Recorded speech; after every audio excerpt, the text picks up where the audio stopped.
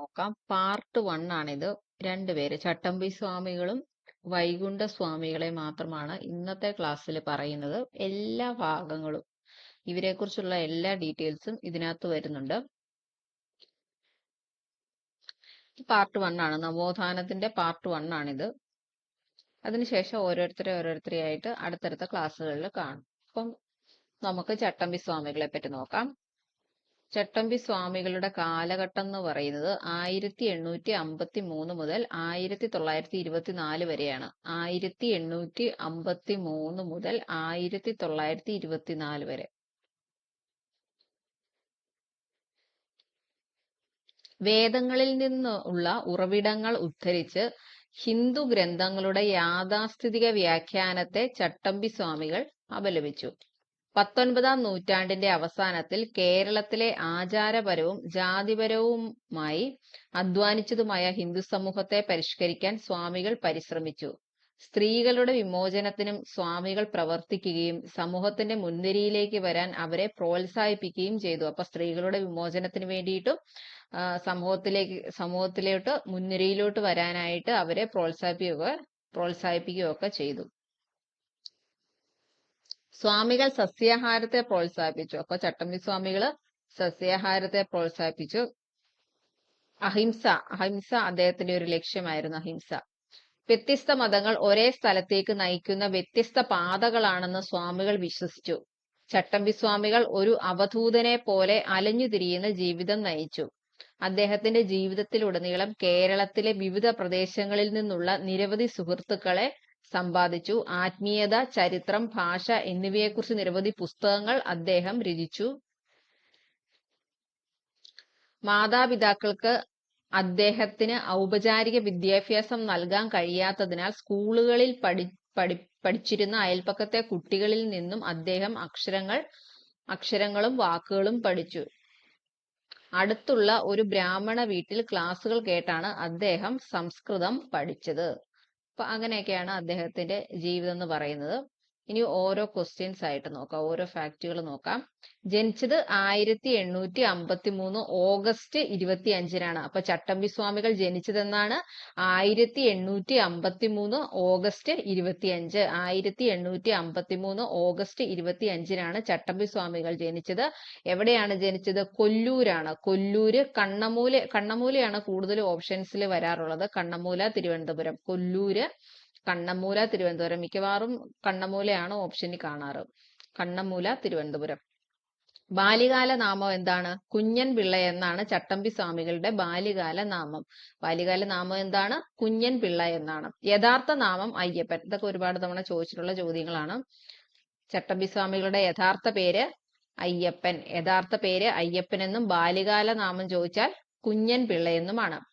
സമാധിയായതെന്നാണ്? 1924 May 5-നാണ്. 1924 May 5-നാണ് ചട്ടമ്പി സ്വാമികൾ മരണപ്പെട്ടത്. 1924 May 5-നാണ് ചട്ടമ്പി സ്വാമികൾ മരണപ്പെട്ടത്.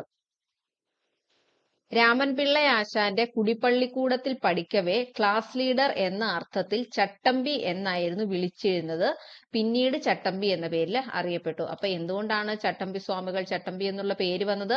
രാമൻപിള്ള ആശാന്റെ കുടിപ്പള്ളിക്കൂടത്തിൽ പഠിക്കവേ ക്ലാസ് ലീഡർ എന്നാണ് ചട്ടമ്പി എന്നതിന്റെ അർത്ഥം. ക്ലാസ് ലീഡർ എന്ന അർത്ഥത്തിൽ ചട്ടമ്പി എന്നായിരുന്നു വിളിച്ചത്. പിന്നീട് ചട്ടമ്പി സ്വാമികൾ എന്ന പേരിൽ അറിയപ്പെട്ടു. ജാതിമത വർഗ വിവേചനത്തിന് അതീതമായി മനുഷ്യ സമൂഹത്തിന്റെ ക്ഷേമവും ഐശ്വര്യവും ലക്ഷ്യമാക്കി പ്രവർത്തിച്ച നവോത്ഥാന നായകനാണ് ചട്ടമ്പി സ്വാമികൾ. ജാതിമത വർഗ വിവേചനത്തിന് അതീതമായി മനുഷ്യ സമൂഹത്തിന്റെ ക്ഷേമവും ഐശ്വര്യവും ലക്ഷ്യമാക്കി പ്രവർത്തിച്ച നവോത്ഥാന നായകനാണ് ചട്ടമ്പി സ്വാമികൾ. തിരുവനന്തപുരത്തെ ഗവൺമെന്റ് സെക്രട്ടേറിയറ്റിൽ ക്ലർക്കായി ഔദ്യോഗിക ജീവിതം ആരംഭിച്ച നവോത്ഥാന നായകൻ ആരാണെന്ന് ചോദിച്ചാൽ അത് ചട്ടമ്പി സ്വാമികളാണ്. അപ്പൊ തിരുവനന്തപുരത്തെ സെക്രട്ടേറിയറ്റില് ക്ലർക്കായിട്ട് സേവനം അനുഷ്ഠിച്ച നവോത്ഥാന നായകൻ ആരാണെന്ന് ചോദിച്ചാൽ ആരാണ്? ചട്ടമ്പി സ്വാമികളാണ്. തിരുവനന്തപുരത്ത് കല്ലുവീട്ടിൽ വെച്ച് പട്ടിസദ്യ നടത്തിയ നവോത്ഥാന നായകൻ. പട്ടിസദ്യ നടത്തിയ നവോത്ഥാന നായകൻ ആരാണെന്ന് ചോദിച്ചാൽ ചട്ടമ്പി സ്വാമികളാണ്. പട്ടിസദ്യ ചട്ടമ്പി സ്വാമികൾ. വിദ്യയും വിത്തവും ഉണ്ടെങ്കിലേ മനുഷ്യപുരോഗതി സാധ്യമാകൂ എന്ന് വിശ്വസിച്ച നവോത്ഥാന നായകൻ. വിദ്യയും വിത്തവും ഉണ്ടെങ്കിലേ മനുഷ്യപുരോഗതി സാധ്യമാകൂ എന്ന് പറഞ്ഞതാരാണ്? ചട്ടമ്പി സ്വാമികളാണ്. വിദ്യയും വിത്തവും ഉണ്ടെങ്കിലേ മനുഷ്യപുരോഗതി സാധ്യമാകൂ എന്ന് വിശ്വസിച്ച വ്യക്തി ആരാണ്? ചട്ടമ്പി സ്വാമികളാണ്. ചട്ടമ്പി സ്വാമികളുടെ ആദ്യകാല ഗുരു പേട്ടയിൽ രാമൻ പിള്ള ആശാനാണ്. ചട്ടമ്പി സ്വാമികളുടെ ആദ്യകാല ഗുരു ആരാണ്? പേട്ടയിൽ രാമൻ പിള്ള ആശാനാണ്. ചട്ടമ്പി സ്വാമികളുടെ ഗുരു തൈക്കാടയ്യ. ചട്ടമ്പി സ്വാമികളുടെ ആദ്യകാല ഗുരുവാണ് പേട്ടയിൽ രാമൻ പിള്ള ആശാൻ. ചട്ടമ്പി സ്വാമികളുടെ ഗുരു ആരാണെന്ന് ചോദിച്ചാൽ തൈക്കാടയ്യയാണ്. സംസ്കൃതത്തിലും വേദോപനിഷത്തുക്കളിലും യോഗവിദ്യയിലും ചട്ടമ്പി സ്വാമികളുടെ ഗുരു സുബ്ബജടാപാടികൾ. സംസ്കൃതത്തിലും വേദോപനിഷത്തുകളിലും യോഗവിദ്യയിലും ചട്ടമ്പി സ്വാമികളുടെ ഗുരു സുബ്ബജടാപാടികളാണ്. സുബ്ബജടാപാടികൾ. ചട്ടമ്പി സ്വാമികളെ തമിഴ് വേദാന്ത ശാസ്ത്രം അഭ്യസിപ്പിച്ച ഗുരു സ്വാമിനാഥ ദേശികർ. ചട്ടമ്പി സ്വാമികളെ തമിഴ് വേദാന്ത ശാസ്ത്രം അഭ്യസിപ്പിച്ചത് ആരാണെന്ന് ചോദിച്ചാൽ ആരാണ്? സ്വാമിനാഥ ദേശികരാണ്. തിരുവിതാംകൂർ ദേവസ്വം വകുപ്പിന്റെ ക്ഷേത്രങ്ങളിൽ മൃഗബലി നിരോധിച്ചുകൊണ്ട് മഹാറാണി സേതുലക്ഷ്മി ഭായ് വിളംബരം പുറപ്പെടുവിച്ചത് ആരുടെ പ്രവർത്തന ഫലമായിട്ടാണ്? ചട്ടമ്പി സ്വാമികളുടെ പ്രവർത്തന ഫലമായിട്ടാണ്. അപ്പം ക്ഷേത്രങ്ങളിൽ മൃഗബലി നിരോധിച്ചത് ആരാണ്? റാണി സേതുലക്ഷ്മി ഭായ് ആണ്. ആരുടെ പ്രവർത്തന ഫലമായിട്ടാണ് അങ്ങനെ ഒരു വിളംബരം പുറപ്പെടുവിച്ചത്? ചട്ടമ്പി സ്വാമികളുടെ. തിരുവിതാംകൂർ ദേവസ്വം വകുപ്പിന്റെ ക്ഷേത്രങ്ങളിൽ മൃഗബലി നിരോധിച്ചത് സേതുലക്ഷ്മി ഭായി ആണ്. അത് ആരുടെ പ്രവർത്തന ഫലമായിട്ടാണ്? ചട്ടമ്പി സ്വാമികളുടെ പ്രവർത്തന ഫലമായിട്ടാണ് മൃഗബലി നിരോധിച്ചത്. ചട്ടമ്പി സ്വാമികൾ അഗ്രഗണ്യനായിരുന്ന ചികിത്സാ രീതിയാണ് സിദ്ധവൈദ്യം. ചട്ടമ്പി സ്വാമികൾ അഗ്രഗണ്യനായിരുന്ന ചികിത്സാ രീതി ഏതാണ്? സിദ്ധവൈദ്യമാണ്. സിദ്ധവൈദ്യം. ചട്ടമ്പി സ്വാമികൾക്ക് ജ്ഞാനോദയം ലഭിച്ച സ്ഥലമാണ് വടിവീശ്വരം, തമിഴ്നാടാണ്. ചട്ടമ്പി സ്വാമികൾക്ക് ജ്ഞാനോദയം ലഭിച്ച സ്ഥലം വടിവീശ്വരമാണ്, തമിഴ്നാടാണ്. വടിവീശ്വരം, തമിഴ്നാട്. ഐത്തം അറബിക്കടലിൽ തള്ളണം എന്ന് ആഹ്വാനം ചെയ്ത നവോത്ഥാന നായകൻ ആരാണ്? ചട്ടമ്പി സ്വാമിയാണ്. ഐത്തം അറബിക്കടലിൽ തള്ളണം എന്ന് ആഹ്വാനം ചെയ്തത് ആരാണ്? ചട്ടമ്പി സ്വാമികളാണ്. സന്യാസം സ്വീകരിച്ചതിനു ശേഷം ചട്ടമ്പി സ്വാമികൾ സ്വീകരിച്ച പേരാണ് ഷൺമുഖദാസൻ. സന്യാസം സ്വീകരിച്ചതിനു ശേഷം ചട്ടമ്പി സ്വാമികൾ സ്വീകരിച്ച പേര് ഷൺമുഖദാസൻ എന്നാണ്. ഷൺമുഖദാസൻ. അനുകമ്പയായ മധുരത്താൽ നിറഞ്ഞതായിരിക്കണം മനുഷ്യ മനസ്സ് എന്ന് ആഹ്വാനം ചെയ്തത് ചട്ടമ്പി സ്വാമികളാണ്. അനുകമ്പയായ മധുരത്താൽ നിറഞ്ഞതായിരിക്കണം മനുഷ്യ മനസ്സ് എന്ന് ആഹ്വാനം ചെയ്തത് ചട്ടമ്പി സ്വാമികളാണ്. ചട്ടമ്പി സ്വാമികളുടെ പ്രധാന ശിഷ്യനാരാണ്? ബോധേശ്വരനാണ്. ചട്ടമ്പി സ്വാമികളുടെ പ്രധാന ശിഷ്യനാരാണ്? ബോധേശ്വരനാണ്. ജയ ജയ കോമള കേരള ധരണി എന്ന് തുടങ്ങുന്ന കേരള ഗാനം രചിച്ചത് ആരാണ്? ബോധേശ്വരനാണ്. ജയ ജയ കോമള കേരള ധരണി രചിച്ചത് ബോധേശ്വരനാണ്. ഒരുപാട് തവണ ചോദിച്ചിട്ടുള്ളതാണ്. ജാതി വ്യവസ്ഥയെയും യുക്തിരഹിതമായ സാമൂഹിക ആചാരങ്ങളെയും എതിർത്ത് നവോത്ഥാന നായകൻ ചട്ടമ്പി സ്വാമികളാണ്. ജാതി വ്യവസ്ഥയെയും യുക്തിരഹിതമായ സാമൂഹിക ആചാരങ്ങളെയും എതിർത്ത് നവോത്ഥാന നായകൻ ചട്ടമ്പി സ്വാമികളാണ്. മലയാള ഭാഷയ്ക്കും സാഹിത്യത്തിനും വിലയേറിയ സംഭാവനകൾ നൽകി നവോത്ഥാന നായകൻ. മലയാള ഭാഷയ്ക്കും സാഹിത്യത്തിനും വിലയേറിയ സംഭാവനകൾ നൽകിയ നവോത്ഥാന നായകൻ ചട്ടമ്പി സ്വാമികളാണ്. വേദങ്ങളിൽ ബ്രാഹ്മണർക്കുണ്ടായിരുന്ന കുത്തക ആധിപത്യത്തെ വെല്ലുവിളിച്ച നവോത്ഥാന നായകൻ ചട്ടമ്പി സ്വാമികളാണ്. വേദങ്ങളിൽ ബ്രാഹ്മണർക്കുണ്ടായിരുന്ന കുത്തക ആധിപത്യത്തെ വെല്ലുവിളിച്ചത് ചട്ടമ്പി സ്വാമികളാണ്. കൂട്ടുകുടുംബ വ്യവസ്ഥ, സംബന്ധം, മരുമക്കത്തായം എന്നിവയ്ക്കെതിരെ പോരാടി. കൂട്ടുകുടുംബ വ്യവസ്ഥ, സംബന്ധം, മരുമക്കത്തായം എന്നിവയ്ക്കൊക്കെ എതിരായിരുന്നു ചട്ടമ്പി സ്വാമികൾ. സ്വാമി വിവേകാനന്ദന് ചിന്മുദ്രയുടെ മാഹാത്മ്യത്തെ പറ്റി വിവരിച്ചു കൊടുത്തത് ചട്ടമ്പി സ്വാമികളാണ്. സ്വാമി വിവേകാനന്ദന് ചിന്മുദ്രയുടെ മാഹാത്മ്യത്തെ പറ്റി വിവരിച്ചു കൊടുത്തത് ചട്ടമ്പി സ്വാമികളാണ്. അദ്ദേഹം ഒരു ഗരുഡനാണെങ്കിൽ ഞാൻ വെറും ഒരു കൊതുകാണ്. ചട്ടമ്പി സ്വാമി ഇങ്ങനെ വിശേഷിപ്പിച്ചത് ആരെ കുറിച്ചാണ്? സ്വാമി വിവേകാനന്ദനെ കുറിച്ചാണ്. ഒരു ഗരുഡനാണെന്ന് ആരെ പറ്റിയാണ് പറഞ്ഞത്? സ്വാമി വിവേകാനന്ദനെ കുറിച്ചാണ്. അദ്ദേഹം ഒരു ഗരുഡനാണെങ്കിൽ ഞാൻ വെറും ഒരു കൊതുകാണ് എന്ന് ചട്ടമ്പി സ്വാമി വിശേഷിപ്പിച്ചു. ആരെ കുറിച്ചാണ് പറഞ്ഞത്? സ്വാമി വിവേകാനന്ദനെ കുറിച്ചാണ്. മലബാറിൽ ഞാനൊരു യഥാർത്ഥ മനുഷ്യനെ കണ്ടു എന്ന് സ്വാമി വിവേകാനന്ദൻ ആരെ കുറിച്ചാണ് അഭിപ്രായപ്പെട്ടത്? ചട്ടമ്പി സ്വാമികളെ കുറിച്ചാണ്. മലബാറിൽ ഞാനൊരു യഥാർത്ഥ മനുഷ്യനെ കണ്ടു എന്ന് വിശേഷിപ്പിച്ചിരിക്കുന്നത് ആരെ കുറിച്ചാണെന്ന് ചോദിച്ചാൽ ചട്ടമ്പി സ്വാമികളെ കുറിച്ചാണ്. അങ്ങനെ വിശേഷിപ്പിച്ചത് ആരാണ്? സ്വാമി വിവേകാനന്ദനാണ്. ചട്ടമ്പി സ്വാമി സ്മാരകം സ്ഥിതി ചെയ്യുന്നത് പന്മന, കൊല്ലമാണ്. ചട്ടമ്പി സ്വാമി സ്മാരകം സ്ഥിതി ചെയ്യുന്നത് പന്മനയാണ്, കൊല്ലം ജില്ലയാണ്. പന്മന ആശ്രമം നിർമ്മിച്ച ചട്ടമ്പിസ്വാമിയുടെ ശിഷ്യൻ കുമ്പളത്ത് ശങ്കുപ്പിള്ളയാണ്. പന്മന ആശ്രമം നിർമ്മിച്ച ചട്ടമ്പിസ്വാമിയുടെ ശിഷ്യൻ കുമ്പളത്ത് ശങ്കുപ്പിള്ളയാണ്. ചട്ടമ്പി സ്വാമികളുടെ സമാധി സ്ഥലത്ത് അദ്ദേഹത്തിന്റെ ശിഷ്യന്മാർ ചേർന്ന് സ്ഥാപിച്ച ക്ഷേത്രമാണ് ബാലഭട്ടാരക ക്ഷേത്രം. ചട്ടമ്പി സ്വാമികളുടെ സമാധി സ്ഥലത്ത് അദ്ദേഹത്തിന്റെ ശിഷ്യന്മാർ ചേർന്ന് സ്ഥാപിച്ച ക്ഷേത്രം ബാലഭട്ടാരക ക്ഷേത്രമാണ്. ചട്ടമ്പി സ്വാമികളോടുള്ള ആദരസൂചകമായി ഇന്ത്യൻ തപാൽ വകുപ്പ് സ്റ്റാമ്പ് പുറത്തിറക്കിയത് 2014 ഏപ്രിൽ 30-നാണ്. ചട്ടമ്പി സ്വാമികളോടുള്ള ആദരസൂചകമായി ഇന്ത്യൻ തപാൽ വകുപ്പ് സ്റ്റാമ്പ് പുറത്തിറക്കിയത് 2014 ഏപ്രിൽ 30-നാണ്. കേരള സർക്കാർ ജീവകാരുണ്യ ദിനമായി പ്രഖ്യാപിച്ച ദിനം ആഗസ്റ്റ് 25-ആണ്. ചട്ടമ്പി സ്വാമികളുടെ ജന്മദിനമാണ് ആഗസ്റ്റ് 25. അപ്പൊ കേരള സർക്കാർ ജീവകാരുണ്യ ദിനം എന്നാണ് ആഗസ്റ്റ് 25-ആണ്. ചട്ടമ്പി സ്വാമികളുടെ ജന്മദിനം ആഗസ്റ്റ് 25. അതുകൊണ്ട് തന്നെ അത് സർക്കാർ ജീവകാരുണ്യ ദിനമായിട്ട് പ്രഖ്യാപിച്ചിരിക്കുന്നു. സർവ്വവിദ്യാധിരാജ എന്ന പേരിൽ അറിയപ്പെട്ടത് ചട്ടമ്പി സ്വാമികളാണ്. സർവ്വവിദ്യാധിരാജ ചട്ടമ്പി സ്വാമികളാണ്. ചട്ടമ്പി സ്വാമിക്ക് വിദ്യാധിരാജ എന്ന പേര് നൽകിയത് അല്ലെങ്കിൽ ബഹുമതി നൽകിയത് ആരാണ്? എട്ടര യോഗമാണ്. എട്ടര യോഗം. ചട്ടമ്പി സ്വാമിക്ക് വിദ്യാധിരാജ എന്ന പേര് നൽകിയത് എട്ടര യോഗമാണ്. ഷൺമുഖദാസൻ എന്ന പേരിൽ അറിയപ്പെട്ടത് ചട്ടമ്പി സ്വാമികളാണ്. ഷൺമുഖദാസൻ എന്ന പേരിൽ അറിയപ്പെട്ടത് ചട്ടമ്പി സ്വാമികളാണ്.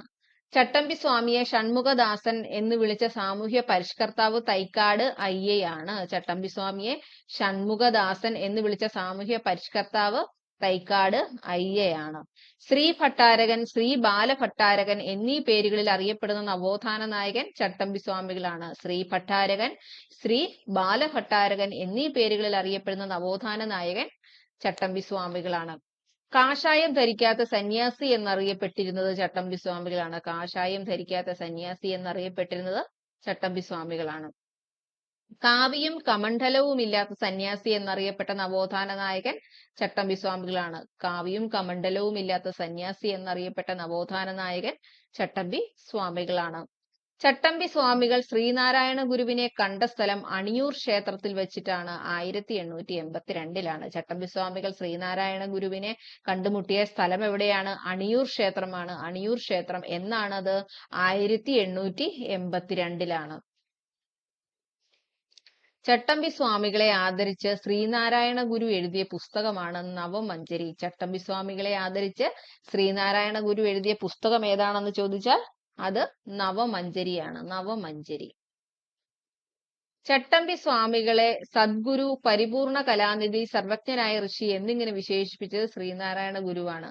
ചട്ടമ്പി സ്വാമികളെ സദ്ഗുരു, പരിപൂർണ കലാനിധി, സർവജ്ഞനായ ഋഷി എന്നിങ്ങനെ വിശേഷിപ്പിച്ചത് ആരാണ്? ശ്രീനാരായണ ഗുരുവാണ്. അടുത്തത് ചട്ടമ്പി സ്വാമികളുടെ പ്രധാന കൃതികൾ നോക്കാം. ഒരുപാട് തവണ ചോദിച്ചിട്ടുള്ളതാണ് കൃതികള്. ഇപ്പൊ ഏതൊക്കെയാണെന്ന് നോക്കാം. അദ്വൈത ചിന്താ പദ്ധതി, ആദിഭാഷ, മോക്ഷപ്രദീപ ഖണ്ഡനം. ഇത് ഒരുപാട് തവണ ചോദിച്ചിട്ടുള്ളതാണ്. മോക്ഷപ്രദീപ ഖണ്ഡനം, വേദാധികാര നിരൂപണം, പ്രാചീന മലയാളം, ക്രിസ്തുമത നിരൂപണം, കേരളത്തിലെ ദേശനാമങ്ങൾ, ജീവകാരുണ്യ നിരൂപണം, സർവമത സാമരസ്യം, ദ്രാവിഡ മഹാത്മ്യം. പിന്നെ തമിഴകം. ഇനിയുണ്ട് കൃതികള്. ഇമ്പോർട്ടന്റ് ആയിട്ടുള്ളതാണ് നമ്മൾ ഈ പറയുന്നത്. തമിഴകമൊക്കെ ഉണ്ട്. അപ്പൊ ഏതൊക്കെയാണ് പ്രധാന കൃതികള്? അദ്വൈത ചിന്താ പദ്ധതി, അദ്വൈത ചിന്താ പദ്ധതി, ആദിഭാഷ, ആദിഭാഷ. ഇതൊക്കെ ഇമ്പോർട്ടന്റ് ആയിട്ടുള്ള കൃതികളാണ്. ആദിഭാഷ, മോക്ഷപ്രദീപ ഖണ്ഡനം, വേദാധികാര നിരൂപണം, പ്രാചീന മലയാളം. പ്രാചീന മലയാളം ഒക്കെ ഒരുപാട് ചോദിച്ചിട്ടുള്ളതാണ്. ക്രിസ്തുമത നിരൂപണം, കേരളത്തിലെ ദേശനാമങ്ങൾ, ജീവകാരുണ്യ നിരൂപണം, സർവമത സാമരസ്യം, ദ്രാവിഡ മഹാത്മ്യം എന്നിവയാണ് ചട്ടമ്പി സ്വാമികളുടെ പ്രധാന കൃതികൾ. ചട്ടമ്പി സ്വാമികളുടെ ഏറ്റവും വലിയ കൃതിയാണ് പ്രാചീന മലയാളം. ചട്ടമ്പി സ്വാമികളുടെ ഏറ്റവും വലിയ കൃതി ഏതാണ്? പ്രാചീന മലയാളമാണ്. പരശുരാമന്റെ കേരള സൃഷ്ടി ബ്രാഹ്മണർക്ക് വേണ്ടി മാത്രമായിരുന്നു എന്ന വാദത്തെ എതിർത്ത കൃതിയാണ് പ്രാചീന മലയാളം. പരശുരാമന്റെ കേരള സൃഷ്ടി ബ്രാഹ്മണർക്ക് വേണ്ടി മാത്രമായിരുന്നു എന്ന വാദത്തെ എതിർത്ത കൃതിയാണ് പ്രാചീന മലയാളം. പ്രാചീന കേരളത്തിൽ നിലനിന്നിരുന്ന ജാതിരഹിതമായ ആദിമ സമൂഹത്തിന്റെ ചരിത്രം അനാവരണം ചെയ്തുകൊണ്ട് ചട്ടമ്പിസ്വാമികൾ രചിച്ച പുസ്തകമാണ് പ്രാചീന മലയാളം. അപ്പൊ എന്താണ്? പ്രാചീന കേരളത്തിൽ നിലനിന്നിരുന്ന ജാതിരഹിതമായ ആദിമ സമൂഹത്തിന്റെ ചരിത്രം അനാവരണം ചെയ്തുകൊണ്ട് ചട്ടമ്പിസ്വാമികൾ രചിച്ച പുസ്തകമാണ് പ്രാചീന മലയാളം. ചട്ടമ്പിസ്വാമികൾ പരിഭാഷപ്പെടുത്തിയ സുന്ദരസ്വാമികളുടെ തമിഴ് കൃതിയാണ് നിജാനന്ദ വിലാസം. അപ്പൊ എന്താണ്? ചട്ടമ്പിസ്വാമികൾ പരിഭാഷപ്പെടുത്തിയ സുന്ദരസ്വാമികളുടെ തമിഴ് കൃതിയാണ് നിജാനന്ദ വിലാസം. മനുഷ്യ സമുദായത്തിന്റെ ആദ്യ ഭാഷ തമിഴാണെന്ന് വാദിക്കുന്ന ചട്ടമ്പിസ്വാമികളുടെ കൃതി ഏതാണെന്ന് ചോദിച്ചാൽ ആദ്യ ഭാഷയാണ്. ആദ്യ ഭാഷ. മനുഷ്യ സമൂഹത്തിന്റെ ആദ്യ ഭാഷ തമിഴ് ആണെന്ന് വാദിക്കുന്ന ചട്ടമ്പിസ്വാമികളുടെ കൃതിയാണ് ആദ്യ ഭാഷ. അവർണർക്കും വേദം പഠിക്കാം എന്ന് സ്ഥാപിച്ച ചട്ടമ്പിസ്വാമികളുടെ കൃതിയാണ് വേദാധികാര നിരൂപണം. അവർണർക്കും വേദം പഠിക്കാം എന്ന് സ്ഥാപിച്ച ചട്ടമ്പിസ്വാമികളുടെ കൃതിയാണ് വേദാധികാര നിരൂപണം. ക്രിസ്തുമത സഭകളുടെ പ്രവർത്തനങ്ങളെയും മതം മാറ്റത്തെയും എതിർത്ത കൃതിയാണ് ക്രിസ്തുമത നിരൂപണം. ക്രിസ്തുമത സഭകളുടെ പ്രവർത്തനങ്ങളെയും മതമാറ്റത്തെയും എതിർത്ത കൃതിയാണ് ക്രിസ്തുമത നിരൂപണം. ഏറ്റുമാനൂർ ക്ഷേത്രത്തിലെ ആറാട്ട് ദിവസം പ്രസിദ്ധീകരിച്ച ചട്ടമ്പിസ്വാമികളുടെ കൃതിയാണ് ക്രിസ്തുമത നിരൂപണം. ഇപ്പൊ ഏറ്റുമാനൂർ ക്ഷേത്രത്തിലെ ആറാട്ട് ദിവസം പ്രസിദ്ധീകരിച്ച ചട്ടമ്പിസ്വാമികളുടെ കൃതിയാണ് ക്രിസ്തുമത നിരൂപണം. ക്രിസ്തുമത നിരൂപണത്തിന് 2 ഭാഗങ്ങളാണ്: ക്രിസ്തുമത സാരം, ക്രിസ്തുമത ഛേദനം. ഏതൊക്കെയാണ്? ക്രിസ്തുമത സാരം, ക്രിസ്തുമത ഛേദനം. ബ്രഹ്മാനന്ദ ശിവയോഗിയുടെ മോക്ഷപ്രദീപം എന്ന കൃതിയെ വിമർശിച്ചുകൊണ്ടുള്ള ചട്ടമ്പിസ്വാമികളുടെ കൃതിയാണ് മോക്ഷപ്രദീപ ഖണ്ഡനം. വളരെ ഇമ്പോർട്ടന്റ് ആണ്. ബ്രഹ്മാനന്ദ ശിവയോഗിയുടെ, അപ്പൊ മോക്ഷപ്രദീപം രചിച്ചത് ആരാണ്? ബ്രഹ്മാനന്ദ ശിവയോഗിയാണ്. ബ്രഹ്മാനന്ദ ശിവയോഗിയുടെ മോക്ഷപ്രദീപം എന്ന കൃതിയെ വിമർശിച്ചുകൊണ്ടുള്ള ചട്ടമ്പിസ്വാമികളുടെ കൃതിയാണ് മോക്ഷപ്രദീപ ഖണ്ഡനം. അഗസ്ത്യർ എന്ന തൂലികാനാമത്തിൽ ചട്ടമ്പിസ്വാമികൾ രചിച്ച കൃതിയാണ് തമിഴകം. തമിഴകം. അഗസ്ത്യർ എന്ന തൂലികാനാമം ചട്ടമ്പിസ്വാമികൾക്കുണ്ട്. അപ്പൊ അഗസ്ത്യർ എന്ന തൂലികാനാമത്തിൽ ചട്ടമ്പിസ്വാമികൾ രചിച്ച കൃതിയാണ് തമിഴകം. ചട്ടമ്പിസ്വാമികളുടെ സമാധിയിൽ അനുശോചിച്ച് പണ്ഡിറ്റ് KP കറുപ്പൻ രചിച്ച കവിതയാണ് സമാധി സപ്താഹം. ചട്ടമ്പിസ്വാമികളുടെ സമാധിയിൽ അനുശോചിച്ച് പണ്ഡിറ്റ് KP കറുപ്പൻ രചിച്ച കൃതിയാണ് സമാധി സപ്താഹം. അപ്പൊ സമാധി സപ്താഹം രചിച്ചത് പണ്ഡിറ്റ് KP കറുപ്പനാണ്. ചട്ടമ്പിസ്വാമികൾ വിവേകാനന്ദനെ കണ്ടുമുട്ടിയ വർഷം 1892 എറണാകുളത്ത് വെച്ചാണ്. 1892 എറണാകുളത്ത് വെച്ചിട്ടാണ് ചട്ടമ്പിസ്വാമികൾ വിവേകാനന്ദനെ കണ്ടുമുട്ടിയത്. 1892. അത്രയാണ് ചട്ടമ്പിസ്വാമികളെ കുറിച്ചുള്ളത്. അടുത്തത് വൈകുണ്ഠസ്വാമികളെ നോക്കാം. 1809 മുതൽ 1851 വരെയാണ് വൈകുണ്ഠസ്വാമികളുടെ കാലഘട്ടം. 1809 മുതൽ 1851 വരെയാണ്. ജാതീയമായ ഉച്ചനീചത്വങ്ങൾ കർശനമായി പാലിക്കപ്പെടുകയും അത് ലംഘിക്കുന്നവരെ കഠിനമായി ശിക്ഷിക്കുകയും ചെയ്യുന്ന സാമൂഹ്യാവസ്ഥ നിലനിന്നിരുന്ന കാലത്താണ് മനുഷ്യരെല്ലാം സമന്മാരാണെന്ന ബോധം സൃഷ്ടിക്കുന്നതിന് വേണ്ടി സമത്വ സമാജം സ്ഥാപിച്ചത്. സമത്വ സമാജം സ്ഥാപിച്ചത് ആരാണ്? വൈകുണ്ഠസ്വാമികളാണ്. വർഷം എന്നാണ്? 1836 ആണ്. 1836. കൂലി തന്നില്ലെങ്കിൽ വേല ചെയ്യരുത് എന്ന് അദ്ദേഹം തിരുവിതാംകൂർ ജനങ്ങളെ ഉപദേശിച്ചു. കൂലി തന്നില്ലെങ്കിൽ വേല ചെയ്യരുത്. ജാതീയമായ ഉച്ചനീചത്വങ്ങൾ ഇല്ലായ്മ ചെയ്യാൻ എല്ലാ ജാതിക്കാരെയും ഒരുമിച്ചിരുത്തി ഭക്ഷണം കഴിക്കുന്ന സമപന്തി ഭോജനം ആരംഭിച്ചു. അപ്പൊ സമപന്തി ഭോജനം ആരാണ് ആരംഭിച്ചത്? വൈകുണ്ഠ സ്വാമികളാണ്. സമപന്തി ഭോജനം വൈകുണ്ഠസ്വാമികൾ. തന്റെ അനുയായികൾ ആത്മബോധത്തിന്റെ ചിഹ്നമായ തലപ്പാവ് ധരിച്ചു ആരാധന ചെയ്യാൻ അദ്ദേഹം നിർദ്ദേശം നൽകി. ഇത് കാരണം സ്വന്തം സമുദായത്തിൽ നിന്ന് പുറത്താക്കുകയും കുലദ്രോഹി എന്ന സംബോധന ചെയ്യുകയും ചെയ്തതാണ് അന്നത്തെ നാടാർ പ്രമാണിമാർ. സ്ത്രീകൾക്കും പുരുഷന്മാർക്കും അവർക്ക് ഇഷ്ടമുള്ള വസ്ത്രം ധരിക്കാൻ ധൈര്യം പകർന്നു. ക്രിസ്തു മതത്തിൽ ചേർന്ന ചാനാട്ടികൾ കുപ്പായം ധരിച്ചത് ആചാര ലംഘനമായതിനാൽ മേൽജാതിക്കാർ പരസ്യമായി അത് വലിച്ചു കീറുന്ന സാഹചര്യത്തിലാണ് ആണിനോടും പെണ്ണിനോടും അവർക്കിഷ്ടമുള്ള വസ്ത്രം ധരിക്കാൻ വൈകുണ്ഠസ്വാമി ആഹ്വാനം ചെയ്തത്. ജന്മിമാർക്ക് അന്യായ പാട്ടം കൊടുക്കരുതെന്നും കർഷകരോട് പറഞ്ഞു. മദിരാശിയിലെ ബ്രിട്ടീഷ് സർക്കാരിനെ വെണ്ണീച ഭരണമെന്നും തിരുവിതാംകൂർ ഭരണത്തെ അനന്തപുരിയിലെ കരിനീച ഭരണമെന്നും വിശേഷിപ്പിച്ചു. ഇത്തരത്തിൽ സാമ്പത്തികവും സാമൂഹികവും രാഷ്ട്രീയവുമായ മാറ്റത്തിന് നേതൃത്വം കൊടുത്ത വൈകുണ്ഠസ്വാമിയെ സർക്കാർ 110 ദിവസത്തെ കാരാഗൃഹവാസത്തിന് ശിക്ഷിച്ചു. ഇങ്ങനെയൊക്കെയാണ് അതിന്റെ ഒരു ഹിസ്റ്ററി പോകുന്നത്. ഇനി ഓരോന്നും ഡീറ്റെയിൽ ആയിട്ട് നോക്കാം.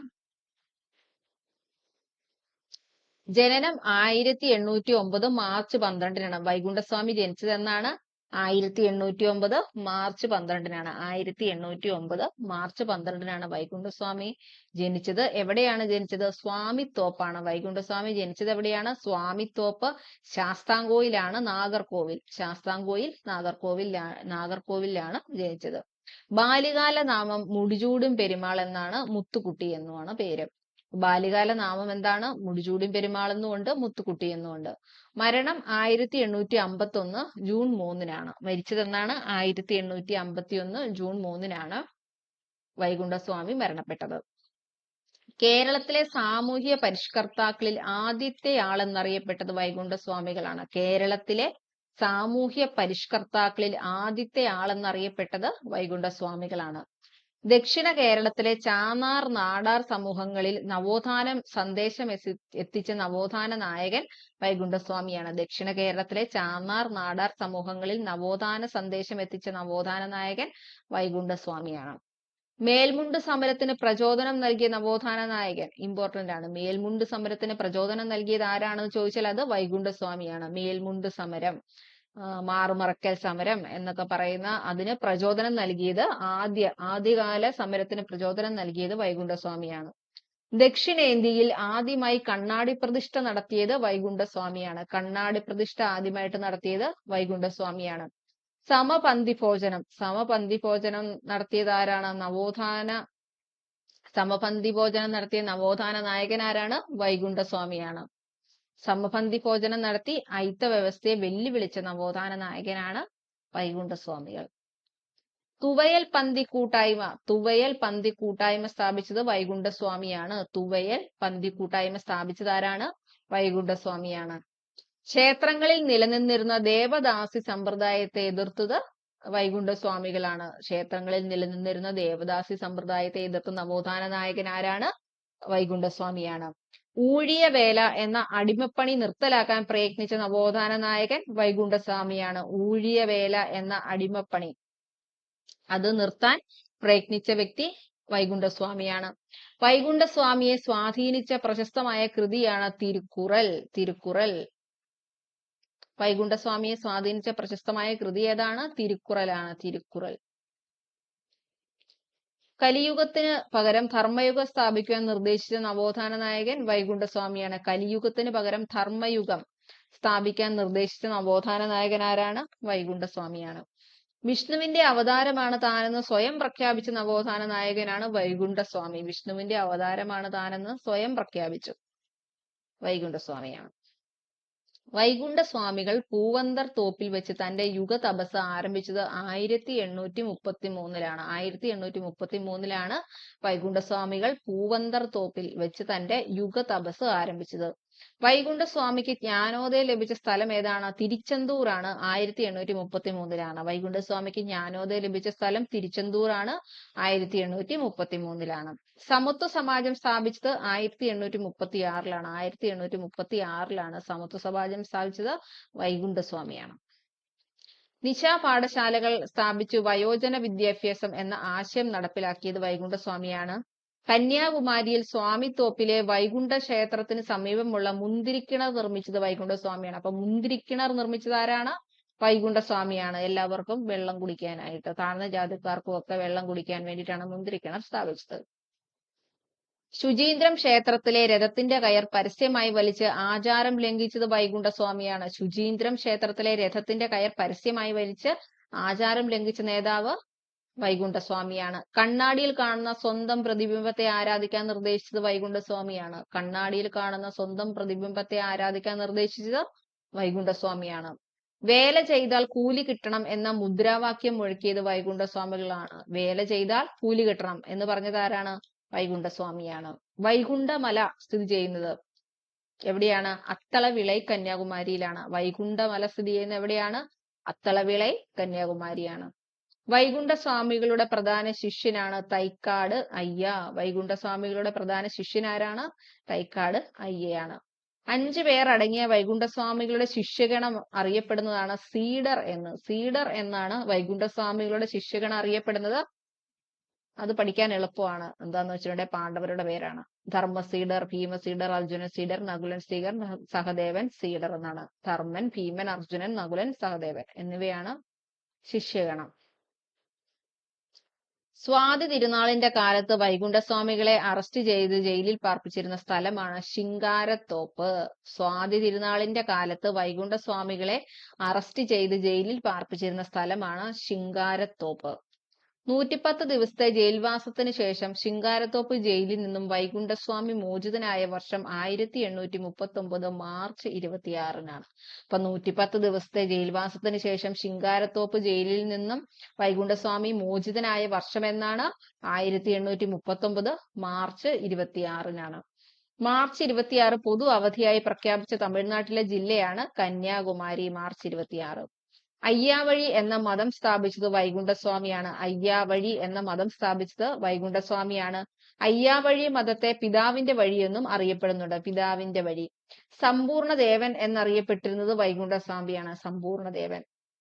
ശിവനാരായണർ, നാരായണ പണ്ടാരം എന്നീ പേരുകളിൽ അറിയപ്പെട്ടത് ആരാണെന്ന് ചോദിച്ചാൽ അത് വൈകുണ്ഠസ്വാമിയാണ്. ശിവനാരായണർ, നാരായണ പണ്ടാരം എന്നൊക്കെ അറിയപ്പെട്ടത് വൈകുണ്ഠസ്വാമിയാണ്. മുടിചൂടും പെരുമാൾ എന്ന് മാതാപിതാക്കൾ നൽകിയ നാമം സവർണ മേധാവികളുടെ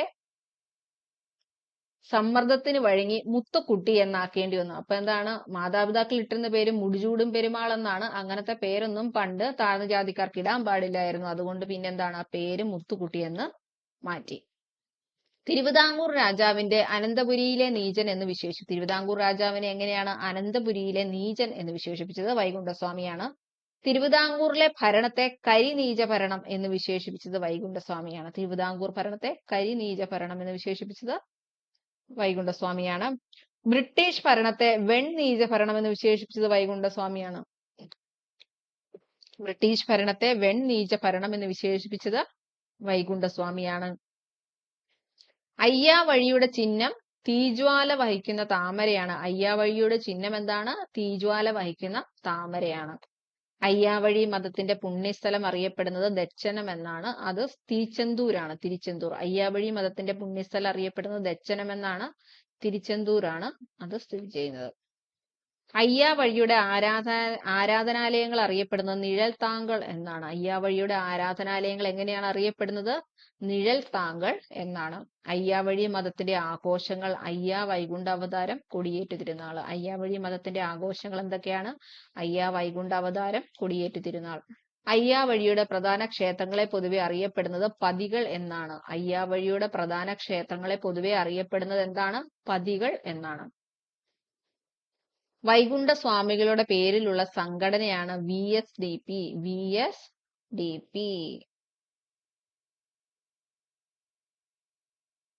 വൈകുണ്ഠസ്വാമികളുടെ പേരിലുള്ള സംഘടനയാണ് VSDP. സംസ്ഥാനത്ത് ലഹരി നിർമ്മാർജ്ജനം നടത്തുക, വൈകുണ്ഠസ്വാമികളുടെ ജന്മദിനമായ മാർച്ച് 12 പൊതു അവധിയാക്കുക എന്നീ ആവശ്യങ്ങൾ ഉന്നയിച്ചുകൊണ്ട് സെക്രട്ടേറിയറ്റിന് മുന്നിൽ VSDP നടത്തിയ സമരമാണ് നിലവിളി സമരം. എന്നാണ് അത് നടന്നത്? 2014 നവംബറിലാണ് നടന്നത്. നിലവിളി സമരം നടന്നത് 2014 നവംബറിലാണ്.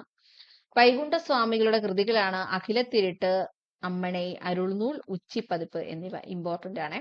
അഖിലത്തിരുട്ടമ്മണെ, അരുൾനൂൽ, ഉച്ചിപ്പതിപ്പ് എന്നിവ ആരുടെ കൃതികളാണ്? വൈകുണ്ഠസ്വാമികളുടെ കൃതികളാണ്. അഖിലത്തിരുട്ടമ്മണെ, അരുൾനൂൽ, ഉച്ചിപ്പതിപ്പ്.